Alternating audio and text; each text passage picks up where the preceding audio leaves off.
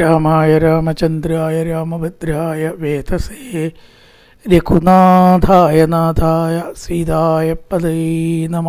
കൂജന്തം രാമ രാമേതി മധുരം മധുരാക്ഷരം ആരുഹ്യകവിതാശാഖാം വന്ദേ വാൽമീകികോകിലം ജാനകീ ജീവനസ്മരണം. ജയ ജയ രാമ രാമ. നമസ്കാരം. സനാതനധർമ്മ സംഹിതകൾ പങ്കുവയ്ക്കാനായുള്ള ചാനലായ നാദശ്രീയിലേക്ക് എല്ലാവർക്കും സ്വാഗതം. പ്രിയരെ, ചാനൽ സബ്സ്ക്രൈബ് ചെയ്യാനും ലൈക്ക് ചെയ്യാനും ഓർമ്മപ്പെടുത്തിക്കൊള്ളുന്നു. ശ്രീമദ് വാൽമീകി രാമായണത്തിൽ രാമരാവണ യുദ്ധത്തോടടുക്കുന്ന സംഭവങ്ങളാണ് അതായത് അതിലേക്ക് എത്തിക്കൊണ്ടിരിക്കുന്ന രംഗങ്ങളാണ് കണ്ടുകൊണ്ടിരിക്കുന്നത്. രാവണനുമായിട്ടുള്ള യുദ്ധം ആരംഭിച്ചതിൻ്റെ ഒരു ആരംഭം കുറിക്കുക എന്ന നിലയ്ക്ക് കിരീടം ഭഞ്ജിച്ചതായി നമ്മൾ കണ്ടു. തുടർന്ന് പ്രഹസ്തൻ പ്രധാനമായിട്ടൊരു മന്ത്രിയാണ്, അവനെ വധിച്ചു. ഈ അടുത്ത രംഗം കുംഭകർണനുമായിട്ടുള്ള യുദ്ധം, വധം, അതാണ്. അപ്പോൾ വാൽമീകി രാമായണത്തിൽ ഈ കുംഭകർണനോട് ഇങ്ങനെ ഓരോ രംഗങ്ങളും വളരെയധികം വിസ്തരിച്ചിട്ടുള്ളൊരു വർണ്ണന, അതാണ് വാൽമീകി രാമായണത്തിൻ്റെ ഒരു പ്രത്യേകത. ശരിക്കും ഒരാഴ്ച കുംഭകർണനുമായിട്ടുള്ള യുദ്ധം ഉണ്ടായി. ലക്ഷ്മണനായാലും സുഗ്രീവനായാലും രാമനായാലും ലക്ഷ്മണനായാലും കുംഭകർണനെ വധിച്ചു എന്ന് പറയുകയെ വേണ്ടു. അധ്യാത്മരാമായണത്തിൽ ചുരുക്കി അത് പറഞ്ഞു. ഇവിടെയാണെങ്കിലോ 8 സർഗാണ് ഇവനെ വധിക്കാൻ എടുത്തിരിക്കുന്നത്. ഇവൻ പോയി കിട്ടണമെങ്കിൽ 8 സർഗം കഴിയണ്ടേ? ആവശ്യമില്ല, അത്രയ്ക്കൊന്നും നമ്മളിവിടെ പോകേണ്ട കാര്യമില്ല. കാരണം ആവർത്തന വിരസവും വലിച്ചു നീട്ടലും ആവും അതൊക്കെ പറയുകയാണെങ്കിൽ. നമ്മളെല്ലാറ്റിൻ്റെയും സംഗ്രഹം എടുത്തിട്ട് പറയുകയാണ്. 6-7 സർഗങ്ങളൊക്കെ വെറും വിവരണങ്ങളാണ്. 8ാമത്തെ സർഗത്തിലാണ് വധം.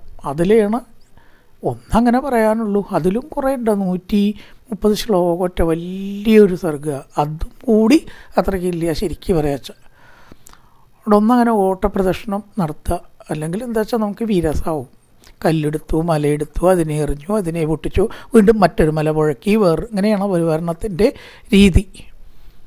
പിന്നെ ആദ്യത്തെ സർഗത്തിലുള്ള കാര്യം പറഞ്ഞാൽ മതി. കുംഭകർണൻ ഉറക്കപ്രിയനാണ് എന്നും വളരെയേറെ ഉറങ്ങുന്ന ഒരാളും ആ ഒരു രീതിയിലാണ് ചിത്രം. താത്വികമായിട്ടൊരു തമോ ഗുണത്തിൻ്റെ പ്രതീകം എന്ന് പറയാം.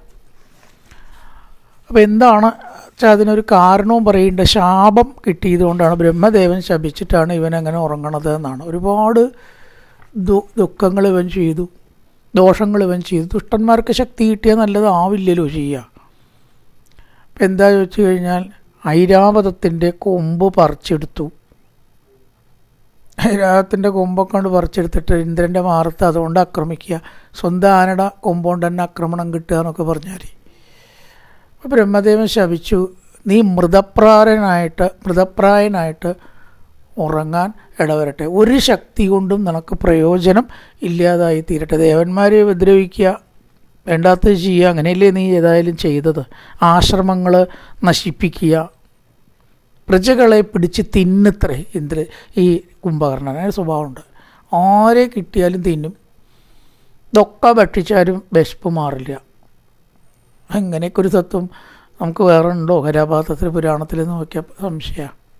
കണ്ടോരെയൊക്കെ പിടിച്ച് തിന്നുന്നതാണ്. രാക്ഷസന്മാർ മനുഷ്യനെ ഭക്ഷിക്കുക, അത് പതിവുണ്ട്. പക്ഷെ ഇങ്ങനെ എത്ര തിന്നാലും മതി വരാതിരിക്കുക എന്ന് പറഞ്ഞാൽ അങ്ങനെ ഉണ്ടോ എന്ന് ചോദിച്ചാൽ സംശയമാണ്. അങ്ങനെ കഥാപാത്രം ആയതുകൊണ്ടാണ് ബ്രഹ്മദേവൻ നീ മൃതപ്രായനായിട്ട് ഉറങ്ങട്ടെ.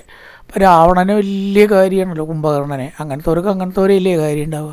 ബ്രഹ്മദേവ ഇങ്ങനെ ശപിക്കരുത്, ആകെ എനിക്ക് കിട്ടിയൊരു അനിയനാണ്, വിശ്വാസത്തിൻ്റെ പുത്രൻ താനുമാണ്, തനിക്ക് പറ്റിയിട്ടുള്ളൊരു അനുജനാണെന്ന് വിചാരിച്ച് സമാധാനിച്ചിരിക്കുമ്പോൾ അപ്പോൾ ഈ ശാപം, ഉറങ്ങിയ അവനെ കൊണ്ട് എന്താ ഗുണം?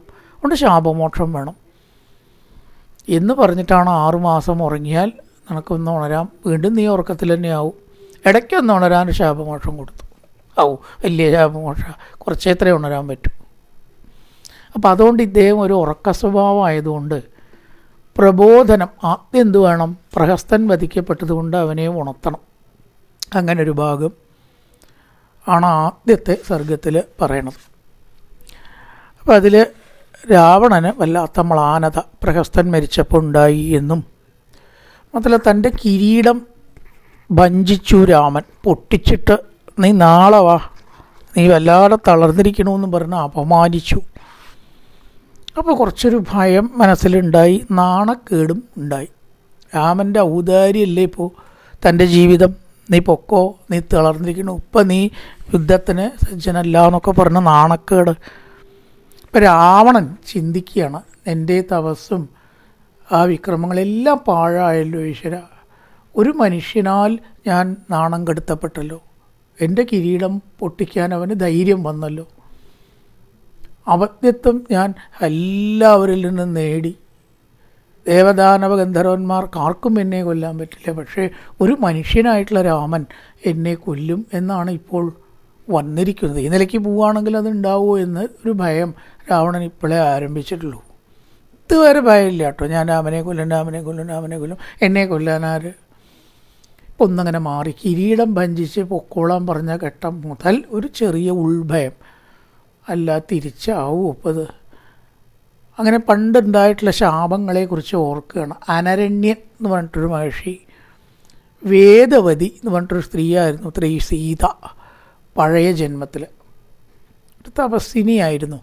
ഇവളുടെ തലമുടി കയറി പിടിച്ചു രാവണൻ, കൈ പിടിച്ചു, തലമുടി കയറി പിടിച്ചവ ശപിച്ചു, ദുഷ്ട സ്ത്രീ നിമിത്തം നിനക്ക് നാശം വരട്ടെ.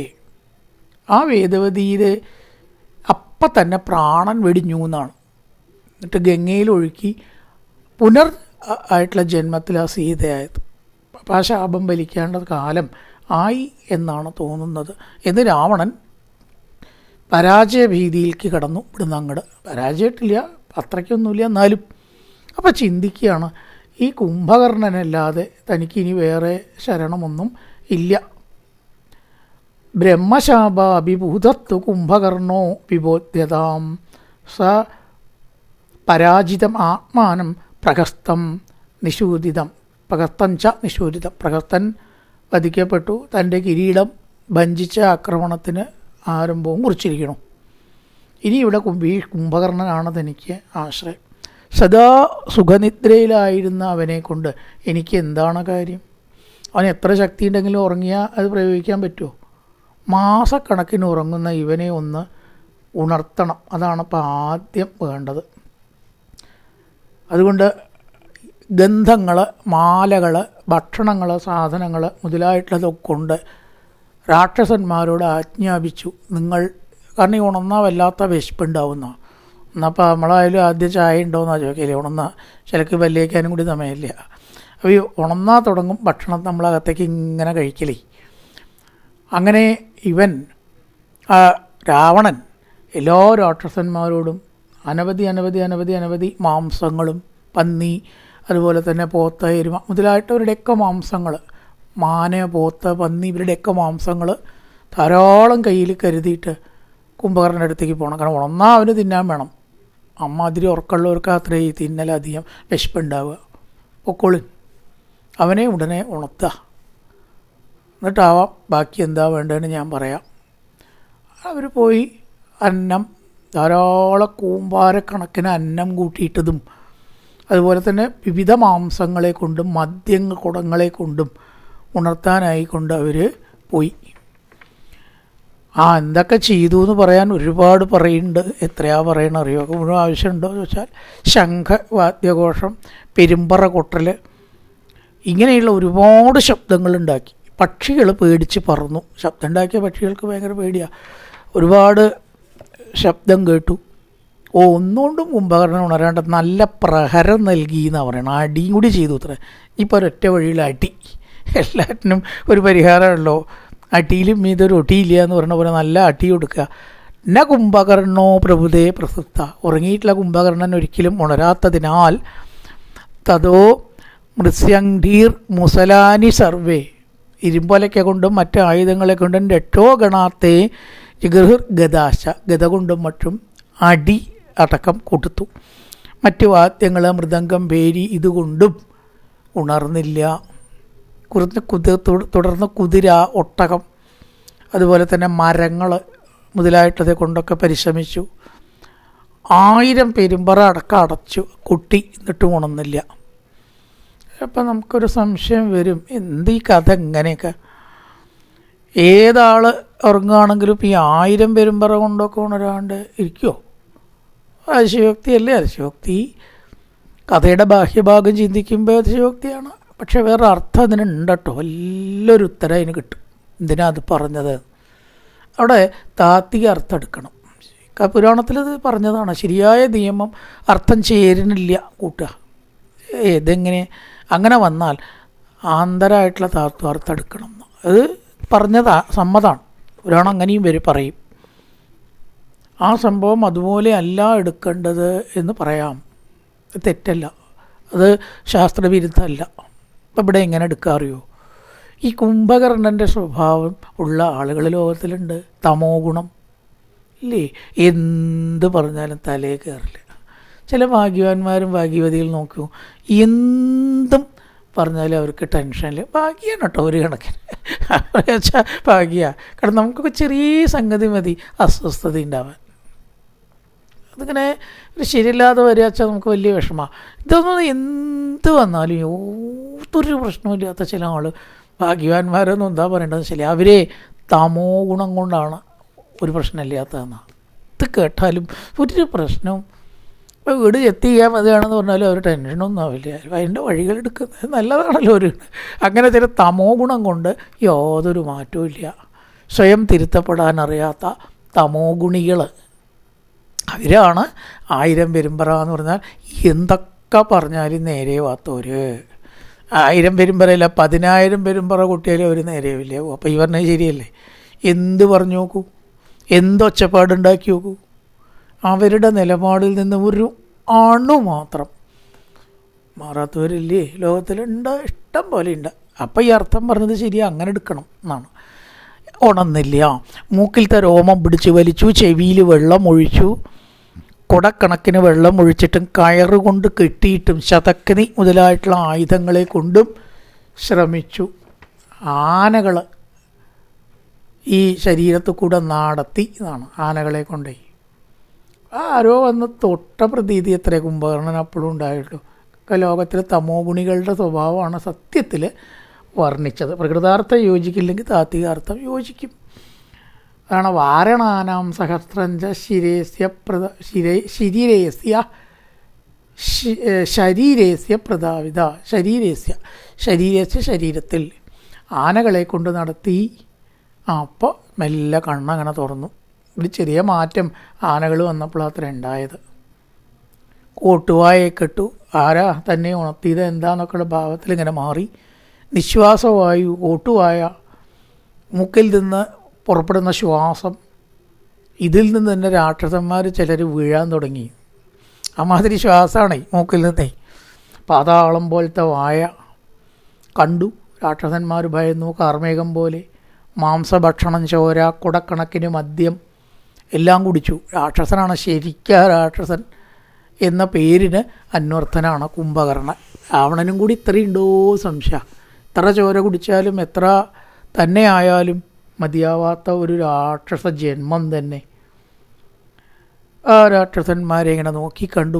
ഒന്നങ്ങനെ ഞെളിഞ്ഞ് മൂരിയൊക്കെ മൂരി നൂര എന്ന് പറയുമല്ലോ നമ്മൾ. കോട്ടായിട്ടൊന്നും അങ്ങനെ ഒന്ന് രാക്ഷസന്മാരെയൊക്കെ ഇങ്ങനെ കാണുകയാണ്. അപ്പോൾ അവിടെ ചോദിച്ചു, എന്തിനാ നിങ്ങളിപ്പോൾ എന്നെ ഉണർത്തിയത്? ഈ സുഖനിദ്രയെന്ന് ഉണർത്തിയാൽ ആർക്കും ഇഷ്ടാവില്ലല്ലോ. എന്തൊരു കാര്യം ഉണ്ടാവും തീർച്ചയായും. അല്ലാണ്ട് കുംഭകർണനെ ഉണർത്താന്ന് പറഞ്ഞാൽ അതന്നെ ഒരു മഹാസംരംഭമാണ്. അത്ര വേഗം ഉണർത്താൻ പറ്റില്ല. വെറുതെ ഉണർത്തുമോ? എന്താണ് പ്രശ്നം? എന്തോ ആപത്ത് സംഭവിച്ചിട്ടുണ്ട് എന്ന് ഞാൻ വിചാരിക്കും. അഥവാ ധ്രുവം അന്യേഭ്യോ ഭയം പരം ഉപസ്ഥിതം. എന്തോ ഒരു ഭയം, പ്രശ്നം ഇവിടെ ഉണ്ടായിട്ടുണ്ട്. അത് എന്താണ്? ഞാൻ എന്തിനും ഏതിനും മതി, പറഞ്ഞോളൂ. പരിഹാരം ഉണ്ടാക്കുകയാണെന്ന് വെച്ചാൽ ഈ കുംഭകർണൻ പരിഹാരം ഉണ്ടാക്കിയിരിക്കും. പറയുക, എന്തിനെന്നെ ഉണർത്തി? ഇപ്പം പറയണം. സുഖനിദ്ര എൻ്റെ കളഞ്ഞു. അപ്പോൾ യൂപാക്ഷൻ എന്ന് പറഞ്ഞിട്ടുള്ള ആളാണ് മറുപടി പറഞ്ഞത്. അല്ലയോ കുംഭകർണ, ദേവന്മാരിൽ നിന്നോ ദാനവന്മാരിൽ നിന്നോ യക്ഷഗന്ധർവന്മാരിൽ നിന്നോ നമുക്ക് രാവണനും രാജാവിനും പ്രശ്നമില്ല. പക്ഷേ ഇപ്പോൾ മനുഷ്യനിൽ നിന്ന് പ്രശ്നം ഉണ്ടായിരിക്കുന്നു. മനുഷ്യനിൽ നിന്നും വാനരന്മാരിൽ നിന്നും പ്രശ്നം ഉണ്ടായിരിക്കുന്നു. ഈ ലങ്ക ദഹിച്ചു പോയത് അങ്ങ് അറിഞ്ഞോ നിശ്ചയില്ല. ഉറങ്ങുമ്പോൾ എങ്ങനെ അറിയുക? ആ ലങ്കാദഹനം എന്ന് പറഞ്ഞിട്ടൊന്നും ഇവിടെ ഉണ്ടായി. രാവണൻ്റെ പുത്രനായിട്ടുള്ള അക്ഷകുമാരനും വധിക്കപ്പെട്ടു. ഇതൊക്കെ അറിഞ്ഞിട്ടുണ്ടോ നിശ്ചയില്ല. അറിഞ്ഞാൽ പറയണ്ടല്ലോ. അപ്പോൾ അറിഞ്ഞിട്ടുണ്ടാവില്ല ഉറക്കത്തിൻ്റെ ശക്തിയിലേ. 6 മാസത്തിൻ്റെ ഉള്ളിലുണ്ടായ സംഭവം ആയതുകൊണ്ട് അറിഞ്ഞിട്ടില്ല. 6 മാസം ഉറങ്ങുക എന്നാണ്. രാവണനെ ആ രാമൻ നാണം കെടുത്തി. നീ ഇപ്പോൾ പൊക്കോ, നീ അവശനാണ്, എന്നെ കൊണ്ട് യുദ്ധം ചെയ്യാൻ കൊള്ളില്ല, അങ്ങനത്തെ ഒരാളോട് ഞാൻ യുദ്ധം ചെയ്യണം, എനിക്ക് യുദ്ധം ചെയ്യാൻ ഇത്തിരി ശക്തൻ വേണം എന്ന് രാവണനെ പരിഹസിച്ചിരിക്കുകയും ചെയ്തിരിക്കുന്നു. ഈ ഒരു പ്രശ്നം പരിഹരിക്കാനാണ് രാവണ രാജാവ് അനുജനായിട്ടുള്ള അങ്ങയോട് ഉണർന്നിട്ട് അതിന് പരിഹാരം കാണണമെന്ന് പറഞ്ഞേക്കണം. കുംഭകർണൻ പറഞ്ഞു, അവരെ കൊല്ലാലോ, അതിനെന്താ പ്രശ്നം? കുംഭകർണോ വിവൃത്താട്ടോ യൂപാക്ഷം ഇതം അബ്രവീത്. യൂപാക്ഷനോട് ഇപ്രകാരം പറഞ്ഞു, രാഘവം ച രണേഹത്വ പശ്ചാദക്ഷ്യാമി രാവണം. അതിനെ രാമനെ വധിച്ചിട്ടേ ഞാൻ എൻ്റെ ഏട്ടനെ കാണുന്നുള്ളൂ. എന്താ കുംഭകർണ അത്ര താമസം എന്ന് ചോദിക്കും രാവണൻ. രാമൻ വധിക്കപ്പെട്ടു, അതല്ലേ ഇപ്പം അങ്ങേക്ക് വേണ്ടുവെന്ന് എനിക്ക് പറയണം. അതിന് വേണ്ടിയിട്ടേ നേരെ പോയിട്ട് ഞാൻ രാമനെ വധിക്കുകയാണ്. പ്രശ്നം തീർന്നില്ലേ? ഇതൊക്കെ എനിക്കൊരു പ്രശ്നമാണോ? ആ രാമൻ്റെയും ലക്ഷ്മണൻ്റെയും ആ രക്തം കൊണ്ട് ഞാൻ രാക്ഷസന്മാർക്ക് തർപ്പണം ചെയ്യും. മരിച്ചുപോയ രാക്ഷസന്മാർക്ക് തർപ്പണം ചെയ്യും. ജീവിച്ചിരിക്കുന്നവർക്ക് തർപ്പണം ആവശ്യമില്ലല്ലോ. മരിച്ചു പോയിട്ടുണ്ട് കുറേ രാക്ഷസന്മാർ, അനവധി രാക്ഷസന്മാർ. അക്ഷകുമാരൻ ഇവരൊക്കെയും വധിക്കപ്പെട്ടിരിക്കുന്നു. അപ്പോൾ മഹോദരൻ എന്ന് പറഞ്ഞിട്ടുള്ളൊരു രാക്ഷസൻ പറഞ്ഞു, ഹേ കുംഭകർണ, പറയുന്നത് കൊണ്ടൊന്നും തോന്നരുത്, അങ്ങൊരു കാര്യമുണ്ട്, രാവണനെ കണ്ടിട്ട് തീരുമാനിക്കാം. ആജ്ഞ കിട്ടാണ്ട് താഴെയുള്ളവരൊന്നും ചെയ്യാറില്ല. പ്രത്യേകിച്ച് സൈനിക നിയമമാണ്. ഫയർ എന്ന് പറഞ്ഞാലല്ലേ ഫയർ ചെയ്യാൻ പാടൂ. അപ്പോൾ രാവണാജ്ഞ കിട്ടാതെ അങ്ങ് എങ്ങനെ രാമനെ കൊല്ലും? അതുകൊണ്ടൊരു കാര്യമുണ്ട്, നമുക്ക് ആദ്യം എന്ത് ചെയ്യാം, രാവണനെ ഒന്ന് കാണാം, അതിന് ശേഷം എന്ത് വേണം എന്ന് നിശ്ചയിക്കാം. എന്നാൽ പിന്നെ അങ്ങനെ ആവാം. വേഗം രാക്ഷസന്മാർ രാവണനെ ചെന്ന് കണ്ടു. അങ്ങയുടെ സഹോദരൻ ഉണർന്നിട്ടുണ്ട്, അങ്ങ് അങ്ങോട്ട് പോകുന്നുവോ കാര്യം പറയാൻ, അതോ അദ്ദേഹത്തോട് ഇങ്ങോട്ട് വരാൻ പറയണോ എന്ന് അവർ ചോദിച്ചു. അപ്പോൾ രാവണൻ പറഞ്ഞു, ഇങ്ങോട്ട് വന്ന് കാണണം എന്നാണ് എൻ്റെ താല്പര്യം. അങ്ങോട്ട് വരട്ടെ, നമുക്ക് സംസാരിക്കാൻ, അനിയനല്ലേ എന്നൊക്കെയാണ് പറഞ്ഞ് വേണ്ട വിധം ആ കുംഭകർണനെ സൽക്കരിക്കണം. അവന് പലതും കഴിക്കണം കുടിക്കണം എന്നുണ്ടാവും. കുംഭകർണനാണ്, സാധാരണ ആളല്ല. അതുകൊണ്ട് അത് നിങ്ങൾ ഒരു കുറവും വരുത്താണ്ട് ആദ്യം എന്ത് ചെയ്യുക, അവനെ എന്നെ സന്തോഷിപ്പിക്കുക. ഒക്കെ ഈ രാക്ഷസ സമ്പ്രദായം ഇപ്പം നമ്മുടെ ഇടയിലുണ്ട്. അതേ, കാര്യം നടക്കാൻ ഒരു വഴിയുണ്ട്. അതാണ് 2 കുപ്പിയാണ്ട് പൊട്ടിച്ചോടൂ. അവനത് വലിയ ഇഷ്ടമാണ്, അതിൽ വീഴും. പലപ്പോഴും മദ്യപാനികൾ അതിലാത്രേ വീഴുക. മറ്റേ കടലാസാണ്ട് വെച്ചു കൊടുത്തോളും, ഒപ്പിട്ടോളും. ഏത് ഒപ്പിടാത്ത പേപ്പറിലും ഒപ്പിടിക്കാനുള്ള സൂത്രമാണ് ഒന്ന് മദ്യം, ഒന്ന് മദിരാക്ഷി. ഇപ്പം ഏതായാലും 2000 കുടത്തിലാത്രേക്ക് അവർ മദ്യം കൊടുത്തത്. സന്തോഷിപ്പിച്ചിട്ട് പറഞ്ഞു, ജ്യേഷ്ഠൻ അങ്ങോട്ട് വരാൻ പറയുന്നുണ്ട്. അപ്പോൾ അടുത്ത് വാനരന്മാർ കുറച്ച് ദൂരത്തല്ലാതെ, ലങ്കയിലാണ് അവർ വാനരന്മാർ, ലങ്കയിൽ പുറത്തല്ലല്ലോ. ലങ്കയിലായതുകൊണ്ട് അവർ കുംഭകർണനെ കണ്ടു. ലങ്കയിലാണല്ലോ അവർ, അതുകൊണ്ട് കാണാമല്ലോ. കാണാൻ മാത്രം ഉണ്ടായിനി കുംഭകർണൻ. ഇത് കണ്ടപ്പോൾ കവികൾ നടുങ്ങി 4 ഭാഗം പാഞ്ഞു. വാനന്മാരൊക്കെ പേടിച്ച് ഓടി. രാവണൻ്റെ അടുത്ത് ചെന്നിട്ട് പറഞ്ഞു, എന്തിനാണ് എന്നെ ഉണർത്തിയത്, എന്താണ് ജ്യേഷ്ഠന് പ്രശ്നം എന്നൊക്കെ അങ്ങനെ ചോദിച്ചു. അതിനൊക്കെ രാവണൻ മറുപടി പറഞ്ഞു, കുംഭകർണ, മനുഷ്യനിൽ നിന്നും വാനരന്മാരിൽ നിന്നും എനിക്ക് ഭയം ഉണ്ടായിരിക്കുന്നു. ഇങ്ങനെയൊക്കെയാണ് കാര്യങ്ങൾ. അതുകൊണ്ട് രാമനെ നീ വധിക്കണം. തന്നെയല്ലോ കാര്യം ചുരുക്കം പറയാച്ചാൽ. എങ്ങനെയാണോ ബ്രഹ്മാവിനെ പണ്ട് ഇന്ദ്രൻ, വേണ്ടതല്ല ഓരോ കാര്യങ്ങൾക്കൊക്കെ ഇന്ദ്രൻ ബ്രഹ്മാവിനെ ആദ്യം പോയിട്ട് കാണും. ബ്രഹ്മാവ് വിഷ്ണുവിൻ്റെ അങ്ങനെയല്ലോ ആ പ്രൊസീഡിയർ. അതേപോലെ ഭൂമിയെ കുലുക്കിക്കൊണ്ട് ആ രാവണൻ്റെ അടുത്ത് ചെന്ന് പറഞ്ഞു. അപ്പോൾ പറഞ്ഞു, ഞാൻ ഒരാളുടെ അടുത്ത് പോയാൽ അയാളുടെ കാര്യം കഴിഞ്ഞു എന്ന് ഏട്ടൻ ഉറപ്പിച്ചോളൂ. അതുകൊണ്ട് ആരെയാണ് ഞാൻ കൊല്ലേണ്ടത്? സുഗ്രീവനെ കൊല്ലണോ? വാനരന്മാർ ഇവരൊക്കെ ഉണ്ട്. വാനരന്മാരാണ് സുഗ്രീവന്മാരാലും പരിരക്ഷിക്കപ്പെട്ട രാമലക്ഷ്മണന്മാരെ കൊല്ലണം. അവരാണിപ്പോൾ എനിക്ക് ഏറ്റവും വലിയ പ്രശ്നം. അതുകൊണ്ട് കുംഭകർണ നീ മഹാശക്തനാണ്. എനിക്കറിയാം, എൻ്റെ ശക്തിയിലുള്ള യഥാർത്ഥ അറിവ് എനിക്കുണ്ട്. അന്ന് ഇത്രയും കോലാഹലങ്ങളും ആശ്രമങ്ങളും നശിച്ചപ്പോഴും ഐരാവതത്തിൻ്റെ കൊമ്പടക്കം പറിച്ചെടുത്ത് ഇന്ദ്രൻ്റെ മാറത്ത് കുത്തിയ കാര്യം എനിക്കറിയാം. നിനക്ക് ഈ പ്രശ്നത്തിന് പരിഹാരം ഉണ്ടാക്കാൻ കഴിയും. നമുക്ക് ശത്രുജയം വേണ്ടതാണ്. ഇവിടെ കുരുഷ്വമേ പ്രിയഹിതമേതദുത്തമം യഥാ പ്രിയം പ്രിയരണ ബാന്ധവ പ്രിയ. ആശ്രയിച്ച ബന്ധുക്കളെ സ്വന്തക്കാരി വിടാത്ത കുംഭകർണ, ഇപ്പോൾ എനിക്ക് ശത്രുക്കളെ ജയിക്കണം, നിൻ്റെ സഹായം അത്യാവശ്യമായി വന്നിരിക്കുന്നു. സ്വതേജസാവിധമസപ്തനവാ സപത്നവാഹിനിയും, സപത്നം ശത്രു, ആ ശത്രുക്കളെ ഇല്ലാണ്ടാക്കണം. ശരക്കനം പവന ഇവോത്യതോ മഹാൻ. ഏത് പ്രകാരത്തിൽ കാറ്റടിച്ചാൽ മേഘങ്ങൾ പായുന്നു, ഇല്ലാണ്ടാവുന്നുവോ, നീങ്ങുന്നുവോ, അതുപോലെ ശത്രുഭയത്തെ നീ നീക്കിത്തരണം. ഇത് കേട്ടപ്പോൾ ആദ്യം കുംഭകർണൻ പറഞ്ഞു, ഏട്ടാ ഞാൻ അന്നേ പറഞ്ഞു, ഒന്നങ്ങനെ പറയണം. കുംഭകർണ വാക്യം എന്ന് പറഞ്ഞിട്ട് ഒരുപാട് ദുർനിമിത്തങ്ങൾ സീത വന്ന മുതൽക്ക് കാണേണ്ടതും ഏട്ടൻ ഇപ്പോൾ അധർമ്മമാണ് ചെയ്തത് എന്നും, ഈ ആദ്യം ചെയ്യേണ്ട കാര്യം അവസാനം ചെയ്യുക, അവസാനം ചെയ്യേണ്ട കാര്യം ആദ്യം ചെയ്യുക, അപ്പോൾ ഏട്ടൻ ചെയ്തത്. സീതയെ കൊണ്ടുവരുന്നതിൻ്റെ മുമ്പേ ഞങ്ങളോട് ആലോചിച്ചോ? ഇല്ലല്ലോ. എന്നിട്ടൊക്കെ കഴിഞ്ഞിട്ട് ഇപ്പോഴാണോ ആലോചിക്കുന്നത്? ചെയ്യേണ്ടതൊക്കെ ചെയ്ത് സൈന്യസമേതം അവരിവിടെ വന്നു, അങ്ങേ വധിക്കാൻ തീരുമാനമെടുത്തു. ശക്തമായ സൈന്യമാണ് താനും. ഇപ്പോൾ ആലോചിച്ചിട്ട് എന്താ കാര്യം? അപ്പോഴാണ് ഇത് ആലോചിച്ചെങ്കിൽ സീതയെ കൊണ്ടുവരാൻ ഞങ്ങൾ സമ്മതിച്ചിരുന്നില്ല. ഉറപ്പാണ്, കാരണം അത് അധർമ്മമാണ്. മറ്റൊരാളുടെ പത്നിയെ തട്ടിക്കൊണ്ടുവരാൻ എന്ത് വകുപ്പാണുള്ളത്?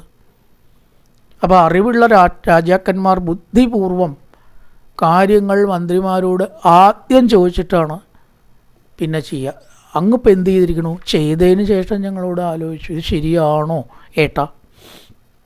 ചെയ്തിട്ടാണോ ആലോചിക്കുക? ആലോചിച്ചിട്ടല്ലേ ചെയ്യുക. ചെയ്യണതിൻ്റെ മുമ്പേ അല്ലേ ആലോചിക്കേണ്ടത്? അല്പബുദ്ധികൾ ആയിട്ടുള്ള മന്ത്രിമാരോട് ആലോചിക്കാൻ പാടില്ല. അവരുടെ താൽക്കാലിക നേട്ടത്തിന് വേണ്ടിയിട്ട് രാജാവിനെ പറഞ്ഞ് പടുകുഴിയിൽ വീഴ്ത്തുന്നവരാവും. സ്വീകരിക്കരുത്. യഥാർത്ഥത്തിൽ ഏട്ടൻ്റെ ഗുണകാംക്ഷികൾ ആരാണ്? അത് ഞങ്ങളൊക്കെ ആയിരുന്നു. അതുകൊണ്ട് വലിയൊരു തെറ്റ് ഏട്ടന് സംഭവിച്ചിരിക്കുന്നു. തെറ്റായ മന്ത്രിമാരെ ആലോചന യോഗങ്ങളിൽ നിന്ന് മാറ്റി നിർത്തണം. കാരണം അവർ രാജാവിനെ കൊല്ലിക്കുകയുള്ളൂ. കാരണം അവർക്ക് തൽക്കാലം നേട്ടം, പട്ട് കിട്ടണം, വള കിട്ടണം. അതിനുവേണ്ടി രാജാവിനെ ഇഷ്ടം പറഞ്ഞു. ആ ശത്രുക്കളോ ഇത് കണ്ടു മുതലെടുക്കുകയും ചെയ്യും. മന്ത്രിമാരൊന്നും കൊള്ളില്ലടോ അയാളുടെ, നമുക്ക് ഇന്ന വഴിയിൽ കൂടെ നീങ്ങിയാൽ തോൽപ്പിക്കാം എന്നവർ പഴുത് കാണും. ശരിയല്ലാത്ത മന്ത്രിമാരുടെ ഉപദേശം കേട്ട് നിൽക്കുന്ന രാജാക്കന്മാരെ ശത്രുക്കൾ കയറി ആക്രമിക്കാൻ മടിക്കൂല. അവർക്കത് എളുപ്പം ഉണ്ടാക്കി കൊടുക്കുകയും ചെയ്യും. ശത്രുവിനെ അറിഞ്ഞ് കരുതലോടെ പെരുമാറണം. ഇവിടെ ഒരു സന്ധി സീതയെ കൊടുത്ത് ചെയ്യുകയായിരുന്നുവെങ്കിൽ യുദ്ധം ഒഴിവാവില്ല. ഇതൊഴിവാവും. നമ്മുടെ സൈന്യം ഒന്നും നശിക്കില്ലായിരുന്നു. വലിയ കുഴപ്പത്തിനൊന്നും പിന്നെ രാമൻ വരൂല. അവനിപ്പോൾ സീതയെ കിട്ടണത്രയേ ഉള്ളൂ. അതുകൊണ്ട് അത് തിരിച്ചു കൊടുത്തൊരു സന്ധിക്ക് തയ്യാറാവുകയായിരുന്നെങ്കിൽ ഈ പ്രശ്നങ്ങൾ വല്ലതും ഉണ്ടാവുമായിരുന്നോ?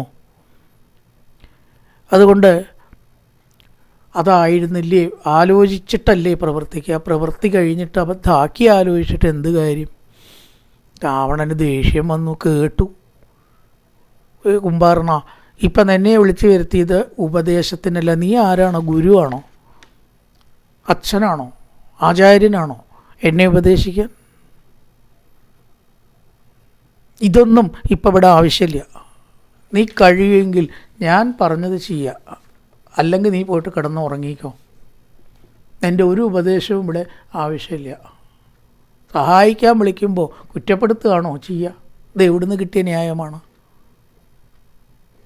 അപ്പോൾ കുംഭകർണൻ തീരുമാനിച്ചേ കൂടുതൽ രാവണനോട് പറഞ്ഞിട്ട് ഒരു കാര്യവും ഇല്ല. ഇല്ല ഏട്ടാ, ഞാൻ നിർത്തി.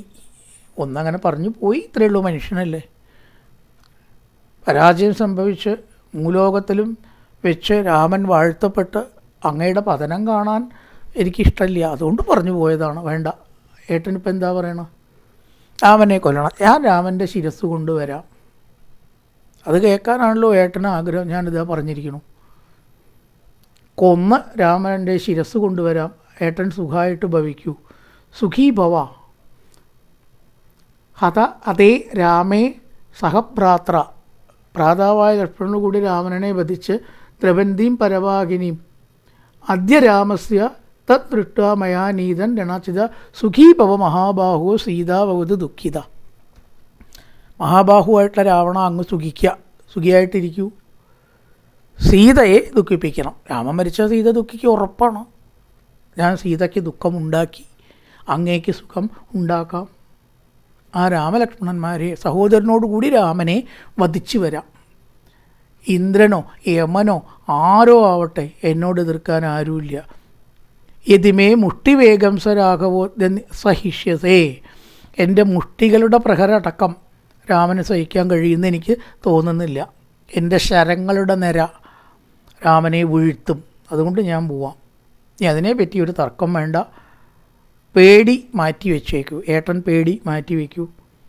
ഹനുമാനെയും ഞാൻ വധിക്കും. ഒരു കേമനാണെന്ന് ഞാൻ കേട്ടു ഇത് അപ്പോഴൊക്കെ പറഞ്ഞ് അങ്ങയുടെ ഉദ്യാനം തകർത്തതും പ്രാസാദങ്ങളൊക്കെ തകർത്തതുമായിട്ടുള്ള ഹനുമാനെ ഞാൻ വധിക്കും. അവനോട് എനിക്ക് നല്ല ദേഷ്യമുണ്ട്. അതുകൊണ്ട് ത്വം യശസ്വി ഭവ, അങ്ങയുടെ കീർത്തി ലോകം മുഴുവൻ എത്തട്ടെ എന്നങ്ങനെ പറഞ്ഞ് ആ കുംഭകർണൻ പറഞ്ഞു, ഞാൻ ദേഷ്യപ്പെട്ട് കഴിഞ്ഞാൽ ഏത് ദേവനോ അഗ്നിയോ ദേവനോ ആവട്ടെ താഴെ വീഴ്ത്താൻ എനിക്കറിയാം. തീ വേണമെങ്കിൽ ഞാൻ തിന്നും, കടൽ വേണമെങ്കിൽ ഞാൻ കുടിച്ചു വറ്റിക്കും. അങ്ങനെയുള്ള അത്ഭുത പരാക്രമങ്ങൾ ആരും ചെയ്യാത്തത് എനിക്ക് ചെയ്യാൻ കഴിയുന്ന ഏട്ടനറിയാലോ. ഞാൻ പറഞ്ഞത് കേൾക്കില്ല, ഏട്ടൻ പറഞ്ഞത് കേൾക്കില്ല എന്നോ ഏട്ടനെ എതിർക്കാനോ പറഞ്ഞതല്ല, വെറുതെ ഒന്ന് പറഞ്ഞു, അത്രയേ ഉള്ളൂ. നമ്മുടെ ഈ സൈന്യങ്ങളൊക്കെ നശിക്കല്ലേ യുദ്ധം വരുമ്പോൾ. അപ്പോൾ അതൊക്കെ വേണ്ട. അതൊക്കെ ഓർത്തപ്പോൾ ഒരു വിഷമം തോന്നി, ഒന്നിങ്ങനെ പറഞ്ഞു, അത്രയേ ഉള്ളൂ. വേണ്ട, ഞാൻ പൊക്കോളാം. ധാരാളം മദ്യം കഴിച്ച് ആ കുംഭകർണൻ പുറപ്പെട്ടു. എല്ലാ ദുഃഖങ്ങളും മാറ്റിവെക്കാൻ കുംഭകർണൻ രാവണനോട് പറയുകയും ചെയ്തു. അപ്പോൾ മഹോദരൻ എന്ന് പറഞ്ഞിട്ടുള്ള ഒരു അസുരൻ പറഞ്ഞു, ഈ സൈന്യങ്ങൾ മുഴുവനെ നശിക്കും എന്നാണല്ലോ ഇപ്പോൾ കുംഭകർണൻ പറഞ്ഞത്. രാവണ രാജാവിന് സീതയെ അനുഭവിക്കാനും സൈന്യങ്ങൾ നശിക്കാതിരിക്കാനും ഉള്ള ഒരു സൂത്രം, ഒരു ബാലിശ ആശയം ആണ് സത്യത്തിലത്. ഞാൻ പറയാം എന്ന് പറഞ്ഞിട്ട് മഹോദരൻ കുട്ടികൾ പറയണ പോലെ പറയണം. അതെന്താ ഇപ്പോൾ സൈന്യങ്ങൾ നശിക്കാണ്ട് സീതയെ അനുഭവിക്കുക, രാമനെ കൊല്ലണ്ടേ എന്നാണെങ്കിൽ അങ്ങനെയല്ല. രാമൻ അത്ര വേഗം തോൽപ്പിക്കപ്പെടാൻ പറ്റുന്ന ആളല്ല. സൂര്യ തേജസ് ഉണ്ട് രാമന്, അത് മനസ്സിലാക്കിയിട്ടുണ്ട്. വേറെ ബുദ്ധിയൊന്നുമില്ല വെച്ചാലും. അപ്പം അതുകൊണ്ടൊരു കാര്യം ചെയ്യുക, യഥാർത്ഥത്തിൽ രാമനെയും ലക്ഷ്മണനെയും തോൽപ്പിക്കാൻ കഴിയില്ലെങ്കിൽ അവരുടെ വെട്ടിയ തല മായ കൊണ്ട് നിർമ്മിക്കുക. അത് മുമ്പൊരിക്കൽ കഴിഞ്ഞതാ, അതൊന്നും മഹോദരന് ഓർക്കണില്ല, മുമ്പ് കഴിഞ്ഞതാണോ അല്ലേ. രാമശിരസ് എങ്ങനെയെങ്കിലും നമ്മൾ സൃഷ്ടിക്കുക കൃത്രിമമായിട്ട്, അതും കൊണ്ട് ലങ്കയിലേക്ക് കൊണ്ടുവരിക. ശരിക്കുള്ള ശിരസ്സല്ല കേട്ടോ, കൊല്ലാതെ കൊന്നു എന്ന് വരുത്തുക. രാമവധം വിളംബരം ചെയ്യുക. അതുപോലെ അവിടെ ദിജിക്കൻ, അതുപോലെ സംഹ്രാദി, കുംഭകർണൻ, വിനർദ്ദനൻ ഇവരൊക്കെ ഉണ്ട്. അവരൊക്കെ ഈ കുംഭകർണൻ്റെ കൂടെ പോകുക. കുംഭകർണൻ തനിയെ പോകുന്നത് ബുദ്ധിപരമല്ല, അതും മഹോദരൻ പറഞ്ഞു. രണ്ടഭിപ്രായം പറഞ്ഞത്, തന്നെ പോകണ്ട കുംഭകർണൻ, ശക്തനാണ് രാമനും രാമസൈന്യവും എന്നുള്ളത് കൊണ്ട് ഒറ്റയ്ക്ക് പോകണ്ട. ദിജിക്കൻ, സംഹ്രാദി, കുംഭകർണൻ, പിന്നെ വിനർദ്ദനൻ. ഇപ്പോൾ 3 ആൾ അകമ്പടിയോട് കൂടിയിട്ട് 5 ആൾ മൊത്തം പോകണം, 4 ആൾ കുംഭകർണൻ്റെ കൂടെ പോവുക. പിന്നെയോ രാമനെ ശരിക്ക് കൊല്ലാൻ പറ്റിയില്ലെങ്കിൽ മായ കൊണ്ട് കൊന്നതായിട്ടുള്ള ശിരസ് ഇങ്ങോട്ട് കൊണ്ടുവരിക. ലക്ഷ്മണൻ്റെ ഈ 2 ആൾ 2 തല കണ്ട് വന്നിട്ട് വിളംബരം ചെയ്യുക. ഈ ലങ്ക മുഴുവനെ കൊട്ടിയറിയിച്ച് വിളംബരം ചെയ്യുക, രാമലക്ഷ്മണന്മാർ വധിക്കപ്പെട്ടു. അങ്ങനെ വരുമ്പോൾ ഞങ്ങൾക്ക് ശസ്ത്രാഭരണങ്ങളൊക്കെ സമ്മാനമായിട്ട് തരണമെന്ന് മാത്രമേ ഉള്ളൂ. ആ സീതയെ രത്നം കൊണ്ടും സ്വർണ്ണാദി ഭൂഷണങ്ങളെ കൊണ്ടും അലങ്കരിച്ച് ആ സീതയുടെ അഹങ്കാരം രാമൻ മരിച്ചു എന്ന് കേട്ടാൽ ഉണ്ടാവില്ല. അനാഥയായിട്ട് ആ സീത വിലപിക്കുന്നു കണ്ടാൽ പിന്നെ അങ്ങ് പറഞ്ഞത് എങ്ങനെ അവൾ കേൾക്കാണ്ടിരിക്കും? രഞ്ജനീയങ്കി ഭർത്താരം വിനഷ്ടം അവഗമ്യസ, ഭർത്താവ് നഷ്ടമായിട്ട് പോയി കഴിഞ്ഞാൽ നൈരാശ സ്ത്രീ ലഘുത്വച്ച തദ്വത്വദ്വശ പ്രതിപത്സ്യതേ, അല്ലയോ രാവണ, നിരാശ കൊണ്ട് അവൾ അങ്ങയ്ക്ക് അധീനമായിട്ട് തീരും. ഒരു യുദ്ധമോ ഒഴിവാക്കുകയും ചെയ്യാം. സീതാശകിയായാൽ പിന്നെ യുദ്ധത്തിൻ്റെ ആവശ്യമില്ലല്ലോ. ഇതെന്തുകൊണ്ടാണ് ബാലിശയാണെന്ന് പറഞ്ഞത്? സീത വശകയാവുക എന്ന് പറയണത് അത്ര വേഗം സംഭവിക്കണതല്ല. ചിലപ്പോൾ സീത മരിക്കാനാ തയ്യാറാവാം. അതുമല്ല വെച്ചാൽ ഈ രാമനും ലക്ഷ്മണനും യഥാർത്ഥത്തിൽ മരിച്ചിട്ടില്ലല്ലോ. മരിച്ചു എന്ന് വരുത്തി ഒരിക്കൽ സത്യം പുറത്തു വന്നാലോ? സീതയായിട്ട് സുഖമായിട്ട് കഴിയാമെന്ന സങ്കല്പം തന്നെ മിഥ്യയാണ്, അത് നടക്കണതല്ല.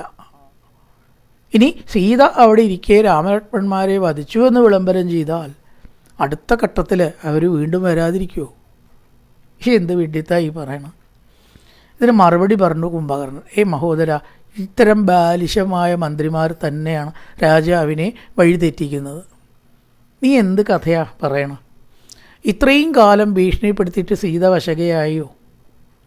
ഇനി രാമശിരസ് കൊണ്ടുവന്നിട്ടാണോ സീത വശകയാവാൻ പോകുന്നത്? ഒരിക്കലുമില്ല. വശകയാവാത്തൊരു വശകയാവില്ല. ആ രാമലക്ഷ്മണന്മാർ ജീവിച്ചിരിക്കെ തലവെട്ടി കൊണ്ടുവന്ന് മായ പ്രയോഗിച്ചിട്ട് എന്ത് കാര്യം? ഒരിക്കലും സംഭവിച്ചതാണ്. കുറെ കഴിയുമ്പോൾ അവർ വീണ്ടും വരില്ലേ? ഇത്ര ബാലിശാണോ മഹോദരാന്ന് എൻ്റെ മനസ്സ്. കുട്ടികളും കൂടി ഇങ്ങനത്തെ ആശയങ്ങൾ പറയില്ല. മരിക്കാത്ത ആൾ മരിച്ചു എന്ന് ധരിപ്പിച്ചാൽ ആ സത്യം കുറച്ച് കഴിഞ്ഞാൽ അറിയാണ്ടിരിക്കും. രാമൻ തന്നെ ചിന്തിച്ചിട്ടായിരിക്കണം എങ്ങനെയെങ്കിലും രാവണനെ കൊല്ലണം, സീതയെ കൊണ്ടെടുക്കണം. വേറെ വിചാരമുണ്ടോ രാമനിപ്പോൾ? അവർ വന്നാൽ ഈ കള്ളത്തലം പൊളിയില്ലേ? ഈ മാതിരി ബാലിശ ആശയങ്ങൾ ദയവായിട്ട് രാജസദസ്സിലോ രാജാക്കന്മാരുടെ മുമ്പാകെയോ നീ ഇനി പറയരുത്. അതുകൊണ്ട് തീർച്ചയായിട്ടും ഞാൻ പോയിട്ട് ആ രാമനെ വധിച്ചു വരാം, ലക്ഷ്മണനെ വധിച്ചു വരാം. അതെന്നെ ഇവിടെ പ്രായോഗികമായിട്ടുള്ളൂ. ദേവദാനവ ഗന്ധർവന്മാർക്ക് ആർക്കും എന്നെ വധിക്കാൻ സാധ്യമല്ല എന്നങ്ങനെ പറഞ്ഞ് ഒരു വലിയ മന്ദരപർവ്വത കണക്കേ, മന്ദരപർവ്വതം വലിയ പർവ്വതമാണെന്നാണ്, വലിയ പർവ്വതങ്ങളുടെ ഇടയിൽപ്പെട്ട ഒന്നാണ്, അങ്ങനെ ഉപമിക്കും ഈ വലിയ ശരീരമുള്ളവരെ. അങ്ങനെ വലിയൊരു പർവ്വതം പോലെ ഒട്ടകം, തേര, കുതിര മുതലായിട്ടതൊക്കെ കൊണ്ട് പടയോടുകൂടി ഏട്ടനായിട്ടുള്ള രാവണനെ നമസ്കരിച്ചിട്ട് ആ കുംഭകർണൻ യുദ്ധത്തിനാണ് പോവുകയാണ്. മഹോദരൻ മഹാഭാർഷനായിട്ടുള്ള രാക്ഷസന്മാർ പിന്തുടർന്നു. ഭയങ്കരമായിട്ടുള്ള മഴു, ശൂലം മുതലായിട്ടുള്ള ആയുധങ്ങൾ ഒക്കെ കൊണ്ടും വാനരന്മാരുടെ അടുത്തേക്കാണ് പോവുകയാണ്. വാനരന്മാർ കണ്ടപ്പോൾ ഞെട്ടി, ഇത് ഏത് സത്വമാണ് ഈ വരുന്നത്? ഇപ്പം നമ്മളെയൊക്കെ പിടിച്ച് തിന്നും. അതൊരു മനസ്സിലാക്കിയിട്ടുണ്ട്, ഈ കുംഭകർണൻ ഭക്ഷകനാണ്. എല്ലാവരെയും പിടിച്ച് തിന്നുന്ന കണ്ട് ഓടി അംഗദൻ മുതലായിട്ടവരൊക്കെ ധൈര്യം. എവിടേക്കാണ് ഈ ഓടണം? യുദ്ധത്തിൽ പേടിച്ചോടുകയാണോ നിങ്ങൾ ഇത്രയൊക്കെ പഠിച്ചത്? രാമൻ്റെയും ലക്ഷ്മണൻ്റെയും സുഗ്രീവൻ്റെയും സൈന്യത്തിൽ പെട്ടിട്ട് അതിലല്ലേ നിങ്ങൾ നിൽക്കണത്? അവിടെ നിൽക്കൻ. ഇതൊരു പേക്കോലമാണ്, ഈ വലിപ്പം തന്നെയുള്ളൂ. ഒന്നും പനെ കൊണ്ട് കഴിയില്ല. ഇനി അഥവാ കഴിഞ്ഞാൽ നമുക്ക് എതിരിടാം, ഉറച്ചു നിൽക്കൻ എന്നും പറഞ്ഞ് അംഗദൻ അവരെയൊക്കെ പാഞ്ഞു പോണ വാനന്മ ജീവനും കൊണ്ടാണ് ഓടണതേ നിർത്തി. തുടർന്ന് ഗംഭീരമായിട്ടുള്ള യുദ്ധം. രാമൻ ചോദിക്കേണ്ട കുംഭകർണനെ ആരാണ് എന്താണെന്നൊക്കെ വെച്ച് വിസ്തരിച്ചിട്ട് കുംഭകർണനെ കുറിച്ചുള്ളൊരു വർണ്ണനയൊക്കെ ഉണ്ട്. അങ്ങനെ ആ യുദ്ധം ആരംഭിക്കുകയാണ്. 2-3 ഘട്ടങ്ങളിൽ കൂടിയിട്ട് ആ യുദ്ധം നീങ്ങുന്നു. ഒടുവിൽ കുംഭകർണൻ വധിക്കപ്പെടുന്നു. നമുക്ക് നാളെ കുംഭകർണൻ്റെ ആ ഒരു വധത്തിൻ്റെ ഭാഗം നാളെ നോക്കാം, അടുത്ത ദിവസം. ഊർവന്റാമതഭോവനാധിഗമനം മത്വാ മൃഗങ്കാഞ്ചനം വൈദേഹീഹരണം ജടായുമരണം സുഗ്രീവസംഭാഷണം ബാലീനിഗ്രഹണന്തമുത്തതരണം ലങ്കാപുരീദാഹനം പശ്ചാത് രാവണകുംഭകർണനിധനം നേതത്യരാമായണം രാമായ രാമചന്ദ്രായ രാമഭദ്രായ വേതസേ രഘുനാഥായ നാഥായ ശ്രീതായ പതയേ നമഃ. ഓം പൂർണ്ണമദ പൂർണ്ണമിദം പൂർണ്ണാത് പൂർണ്ണമുദച്യതേ പൂർണ്ണസ്യ പൂർണ്ണമാദായ പൂർണ്ണമേവാവശിഷ്യതേ. ഓം ശാന്തി ശാന്തി ശാന്തി. ഹരി ഓം ശ്രീ ഗുരുഭ്യോ നമഃ. ഹരി ഓം.